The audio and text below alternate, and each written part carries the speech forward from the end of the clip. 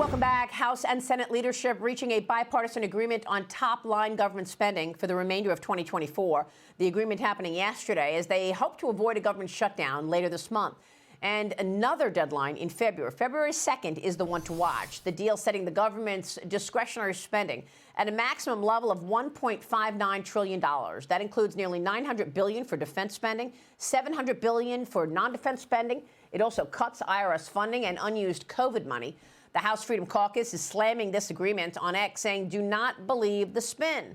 Once you break through typical Washington math, the true total programmatic spending level is actually $1.658 trillion, not $1.59 trillion. This is a total failure, he writes on X. North Carolina Congressman Greg Murphy defended the proposal earlier on this program. Watch.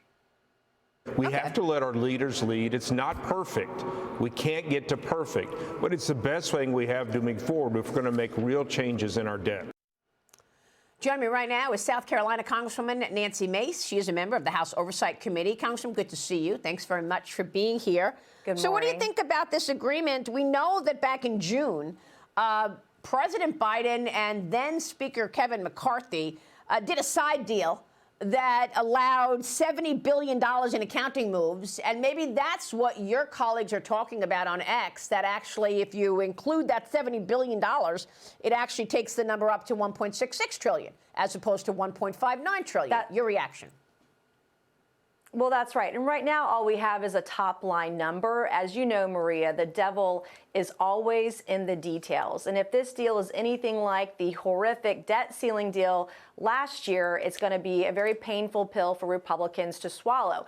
At some point, being in the majority has to matter. What are we going to do about the open border that we have right now that's costing the American taxpayers over $450 billion annually? We're just letting these people flood in every single year with no accounting and accountability.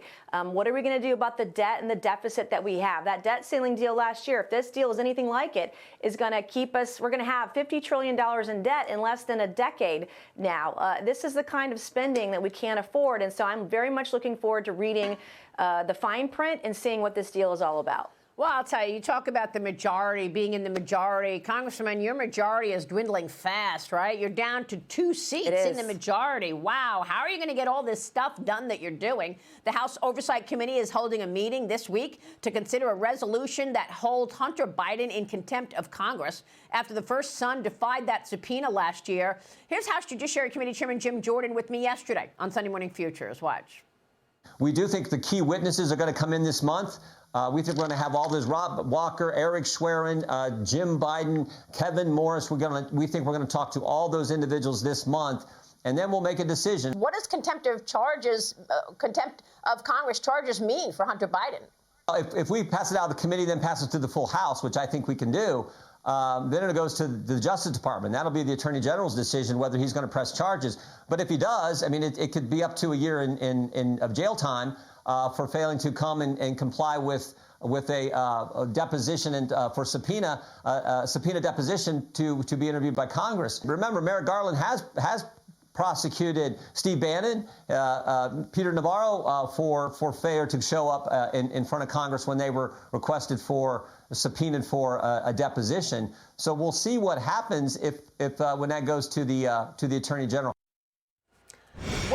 Well, a lot of really important points made there, Congresswoman, and, you know, the whole year in jail is a joke because you know as well as I know you need the DOJ to actually do this stuff. You only have a 2-seat majority. How are you going to hold him in contempt? How are you going to have an inquiry and impeachment on Biden and impeach Alejandro Mayorkas with such a slim majority? Well, we can impeach our own people, right, but not the Secretary of Homeland Security with the open borders that we have right now, which is so disappointing to see that happening. But I do believe we have to hold Hunter Biden, Joe Biden, and the Biden family accountable. I hope that we do refer charges for contempt. I'm a Republican who's held Republicans' feet to the fire when they don't show up to Congress with a subpoena. I plan to hold Democrats to the same standard. And it'll be interesting to see if Democrats Democrats will follow their own rules and their own precedent and vote to hold Hunter Biden in contempt, just like they did Steve Bannon and others, we should refer charges because, look, Hunter Biden, Joe Biden, the Biden family, they give more power and policy to our foreign adversaries, to our own citizens. This is a problem in our country. Both sides have to be held to the same exact standard, period. Yeah. Well, that's not what we're seeing. We know that. Look what's going on with Donald Trump right now and all of these indictments. They're trying to take him off the ballots in several states. Meanwhile, President Biden is kicking off his campaign. We are right now in campaign season. He spoke at a Methodist Episcopal Church in Charleston, South Carolina today. He's hoping to shore up support from black voters, Congresswoman. His campaign says that Biden will warn about MAGA Republicans' dangerous agenda and once again criticize President Trump over January 6th. So, I mean, obviously, he's not running on his record. He's running on how bad Trump is. Is it going to work?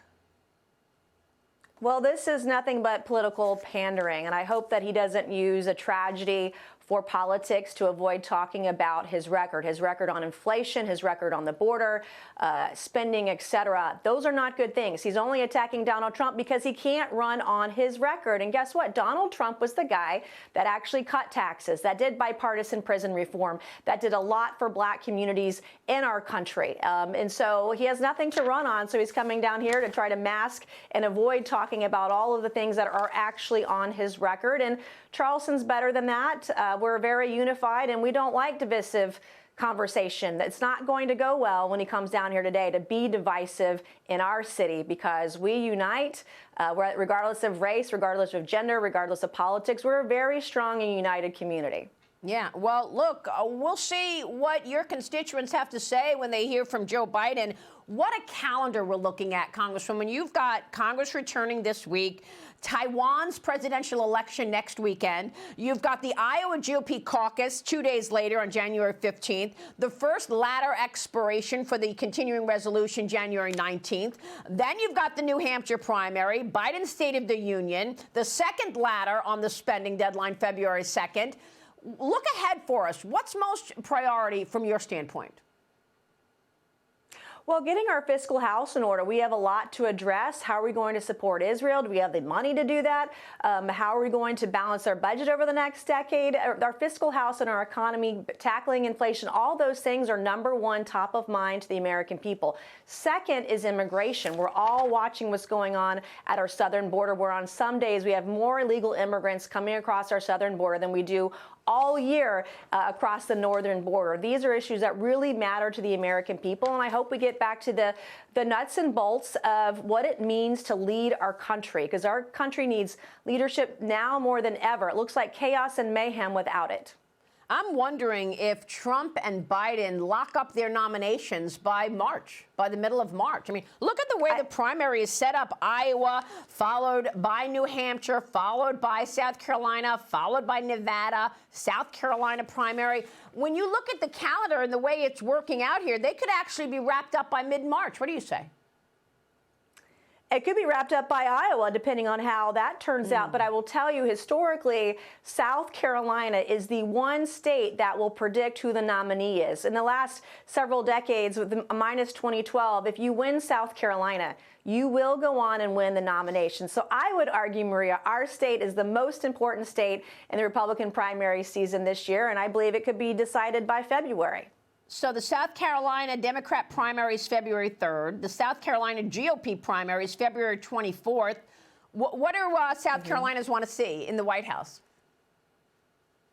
Well, right now they want to see Donald Trump. If you look at the polling, he's got a wide lead, a wide margin statewide. They want someone who's going to fight for the things that we believe in, who will balance the budget, who will cut taxes, who will tackle immigration. And look, Donald Trump built hundreds of miles of wall along the southern border, and what Biden wants to put 20 in right in the middle of an election, 20 miles in. This is not enough. And so I believe we're going to have a Republican in the White House next year, but it's going to take all of us coming together and realizing and understanding the barometer. We were much better under a President Trump presidency than we are under a Joe Biden presidency, and that's what this election will be about this year. Liz Peek, jump in here.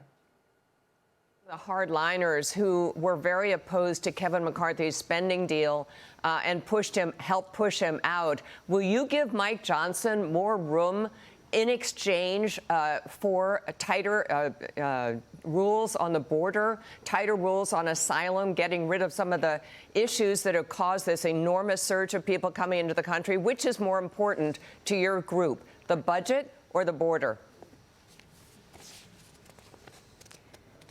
I would argue that both things are important. Our budget's important. The border is important. We need someone. And I support Mike Johnson, but we're not going to agree on every issue every single time. But we do have to make the border a priority. If that means leveraging border security for the budget, then we should have the opportunity to do that. We cannot continue. The border costs more than $450 billion annually to the taxpayers. This cannot continue. And you're seeing states that now give free health care and education. That's going to further break our economy at the federal level if this thing continues.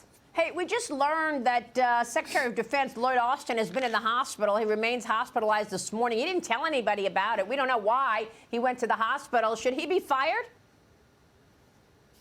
Well, absolutely. Someone's head should roll. If it's not Secretary Lloyd Austin, someone on his staff dropped the ball here. We don't know the details yet, but this is an enormous problem. What if the United States had been attacked during those 4 days? Who was actually in charge? Because I understand his deputy was on vacation. That's a huge right. problem for our defense and our national security. Congresswoman, thank you. Nancy Mace joining us this morning, South Carolina. Thank you.